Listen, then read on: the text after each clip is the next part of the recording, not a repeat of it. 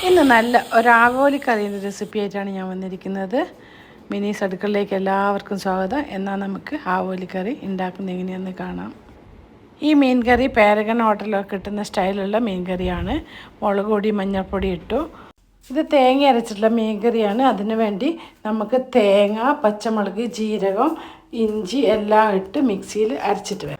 ഇനി നമുക്ക് വേണ്ടത് കുറച്ച് വാളംപുളിയാണ്. അത് ഞാൻ വെള്ളത്തിൽ കുതിർത്തി വെച്ചിട്ടുണ്ട്. പിന്നെ നമുക്ക് ചെറിയ ഉള്ളി വേണം, അത് തൊലി ഇറന്ന് വരാം. പിന്നെ കുറച്ച് കറിവേപ്പില മീനിലേക്കിട്ട് പുളി നന്നായിട്ട് പിഴിഞ്ഞെടുക്കാം. കൈ കൊണ്ട് തന്നെ പിഴിഞ്ഞ് കൈ കൊണ്ട് ഊറ്റി അതിലേക്ക് ഒഴിക്കുക. അതിൻ്റെ ചണ്ടി നമുക്ക് ആവശ്യമില്ല, അതിൻ്റെ വെള്ളം മാത്രം മതി.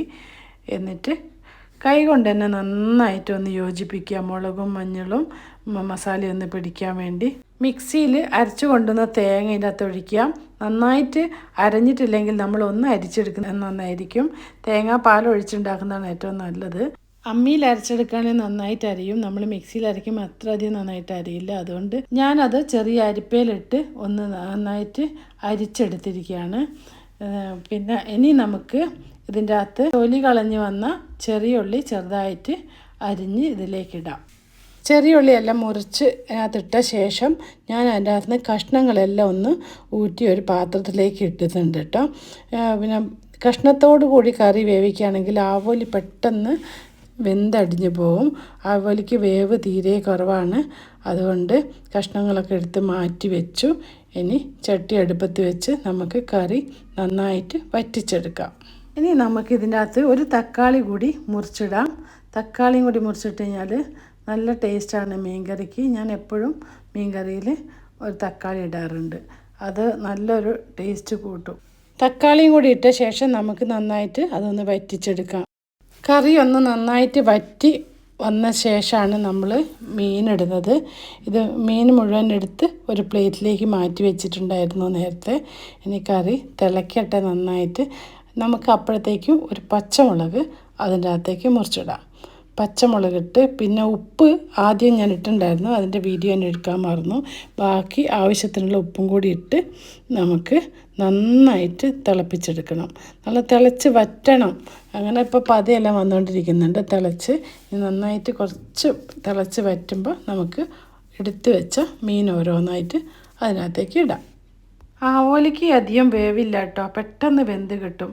അതുകൊണ്ട് നമ്മൾ ഇങ്ങനെ കറി തിളച്ച് ഒന്ന് വറ്റിയ ശേഷം ഇട്ടാൽ നമുക്ക് കറിക്ക് നല്ല ടേസ്റ്റ് ആയിരിക്കും. നിങ്ങൾ ഇങ്ങനെ ഉണ്ടാക്കി നോക്കണം. കറി മസാലയെല്ലാം പിടിച്ച് നന്നായിട്ടൊന്ന് വറ്റി വരുന്നുണ്ട്. ഇപ്പം നല്ല ടെംപ്റ്റിങ് സ്മെല്ല് വരുന്നുണ്ട്. ആ മീൻ കറിയുടെ ജീരകവും ഇഞ്ചിയും പച്ചമുളകും തക്കാളിയും എല്ലാം ചേർന്നുള്ള അടിപൊളി ടേസ്റ്റുള്ള മീൻ കറി റെഡി ആവുന്നുണ്ട്. അങ്ങനെ മീൻ കഷ്ണങ്ങളെല്ലാം വെന്ത് കിട്ടി, നന്നായിട്ട് വെന്ത് കഴിഞ്ഞു. ഇനി നമുക്ക് കറി ഇറക്കി വയ്ക്കാം. ഇനി നമുക്കിത് ഒന്ന് താളിച്ചെടുത്താൽ നന്നായിരിക്കും. ഞങ്ങൾ ഉലുവയും കടുകും ഇട്ടിട്ടാണ് താളിക്കുന്നത്. ഇത് ഇനി ചട്ടിയിൽ വെച്ച് കഴിഞ്ഞാൽ കുറച്ച് കഴിഞ്ഞാൽ ഒന്ന് വറ്റും. അത് കാരണം വല്ലാതെ വറ്റാൻ നിൽക്കണ്ട. ചട്ടിയിലിരുന്ന് കുറച്ച് വറ്റാനുണ്ട് കറി. ഇനിയിപ്പം നമുക്ക് ഇറക്കാം. പിന്നെ ഇനി കടായിൽ വെളിച്ചെണ്ണ ഒഴിച്ച് കടുകും ഉലുവയും ഇട്ട് പൊട്ടിയ ശേഷം നമുക്ക് ഈ കറിയിലേക്ക് ഒഴിക്കാം. വെളിച്ചെണ്ണ തന്നെ യൂസ് ചെയ്യുന്നതാണ് കേട്ടോ ഏറ്റവും നല്ലത്. ഇപ്പോൾ വെളിച്ചെണ്ണ ആരോഗ്യത്തിന് നല്ലതാണെന്നാണ് പറയപ്പെടുന്നത്. മറ്റുള്ള ഓയിലിനേക്കാളും ബെസ്റ്റ് വെളിച്ചെണ്ണ തന്നെയാണ്. അങ്ങനെ പേരഗൺ ഹോട്ടലിൽ കിട്ടുന്ന സ്റ്റൈലുള്ള ആവോലി കറി റെഡിയായി. എല്ലാവരും ഇങ്ങനെ ഉണ്ടാക്കി നോക്കുക കേട്ടോ. അതേ ടേസ്റ്റ് തന്നെ നിങ്ങൾക്ക് കിട്ടും. ഇതുപോലെ എല്ലാവരും ഒന്ന് ഉണ്ടാക്കി നോക്കണേ. ഇനിയും ഇതുപോലെ നല്ല നല്ല റെസിപ്പി ആയിട്ട് ഞാൻ വീണ്ടും വരുന്നതായിരിക്കും. എല്ലാവർക്കും ബൈ. വീണ്ടും കാണാം.